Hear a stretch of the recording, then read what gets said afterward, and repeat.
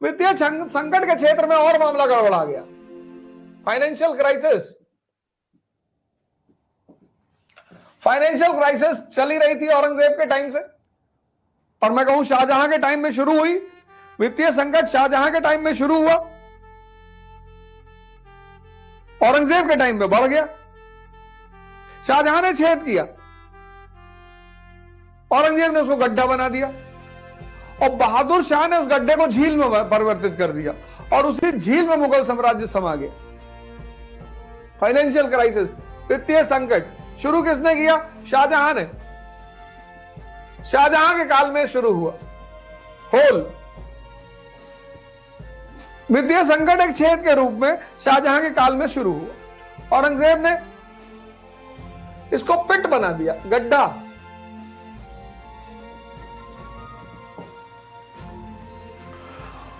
और बहादुर शाह वन ने इस गड्ढे को एक लेक में परिवर्तित कर दिया, और इसी झील में मुगल साम्राज्य समा गया। लेक में कैसे परिवर्तित किया?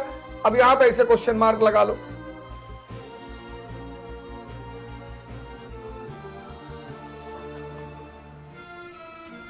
मजा आ रहा है ना सुबह पढ़ के? देखो कैसे मनोभावनाएं बदल रही हैं, हैं? बदल रही है ना? देखो, लेक झील बना दिया। कैसे?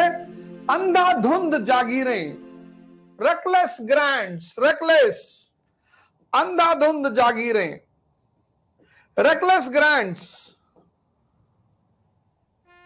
तुम सबको खुश नहीं रख सकते। देखो ये रख रहा था, मारा गया। 50% लोग अगर तुमसे दुनिया में नाराज हैं तो तुम महान हो, और 70 अगर नाराज है तो तुम टेक्निकल आदमी हो, और 100 अगर नाराज हैं, भगवान। तो बाहर लोग, कोई मंदिर जा रहा, मस्जिद जा रहा, प्रभु गाड़ी खरीदवा दो, प्रभु शादी करवा दो, भगवान शादी में गोरी लड़की से कराना बाबू। कंडीशनल डिमांड है हिंदुस्तानियों की। लड़का पैदा करवा दो प्रभु, बच्चा, वो भी लड़का। यहां मांगते नहीं, यहां कंडीशनल भिखारी हैं कि मांग रहे हैं वो तो ठीक, कंडीशन लगा रहे हैं।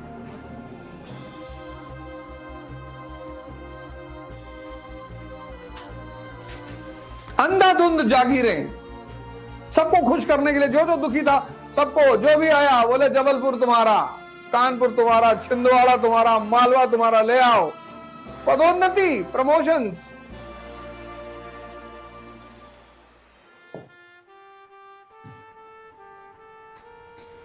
अंधाधुंध जागीरें, पदोन्नति।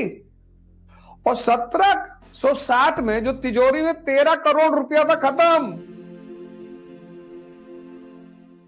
13 करोड़ रुपया साहित्य खजाने में था 1707 में, खत्म।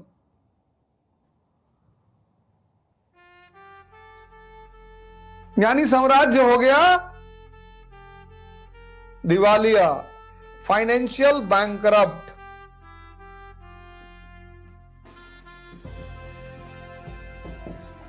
ये देखो, एक नया कांड हो गया, फाइनेंशियली बैंकरप्ट, वित्तीय दिवालियापन है ही नहीं। अब जिससे पैसा मांगोगे वो तुम्हारी गर्दन पकड़ेगा। और 1712 में इसकी मृत्यु हो गई। अब देखो ये बहुत बड़ी घटना है, इसको नोट करो।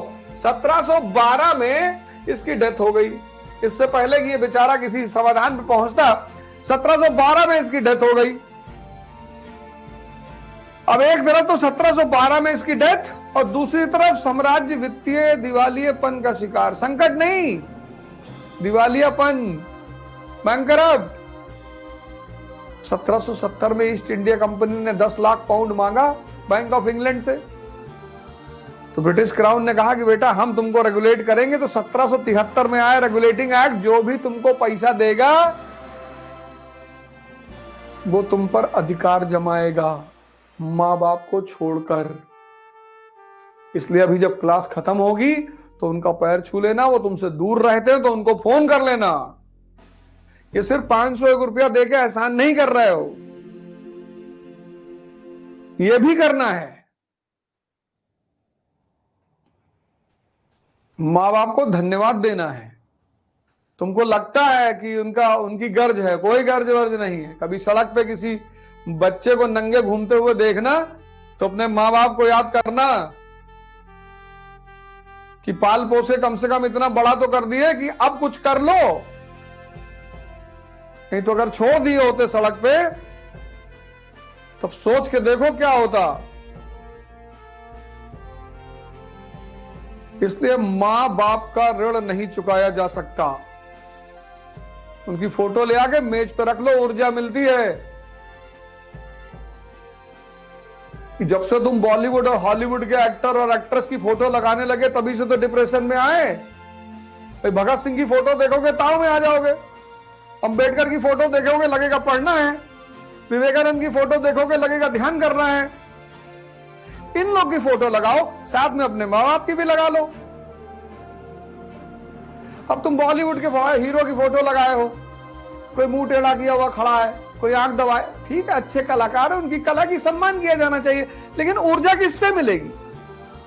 जिन्होंने दुनिया में कुछ अचीव किया है।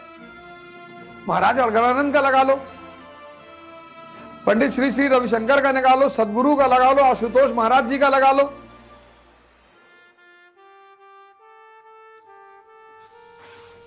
इसीलिए हिंदू मूर्ति पूजा करते थे, क्योंकि मूर्ति से ऊर्जा लेते थे। उसे गौर से देखते थे तो उससे ऊर्जा लेते थे, उसी ऊर्जा में काम करते थे। ऊर्जा लेने छोड़ के मूर्ति के सामने भीख मांगने लगे। मूर्ति भी हंसने लगी कि हमसे काम मांग रहे हो भैया। मैं नहीं कह रहा हूं, स्वामी दयानंद सरस्वती कह रहे हैं अपनी किताब सत्यार्थ प्रकाश में। टेंशन में ऐसे कह रहा मूर्ति पूजा के बारे में, टेंशन मत लेना।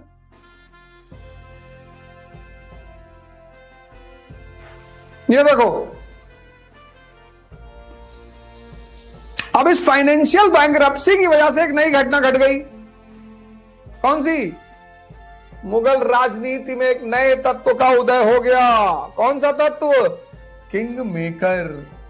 अब यहीं से एक और झटका मुगल राजनीति को, किंग मेकरों का उदय। बस वित्तीय संकट। अब जो सामान पैसा फंड करेगा वो कहेगा भैया हम बताएंगे क्या करना है। और किंग मेकर कभी ताकतवर आदमी को किंग नहीं बनाएगा, ये नियम है। नहीं तो किंग उसी को उठा के पलट देगा। तो जहानदार शाह और जुल्फिकार खान, यहीं से मुगल राजनीति में एक नए दौर की शुरुआत। एक और झटका, वित्तीय दिवालियेपन, फाइनेंशियल बैंकरप्सी के साथ एक नया दौर, जहानदार शाह और जुल्फिकार खान।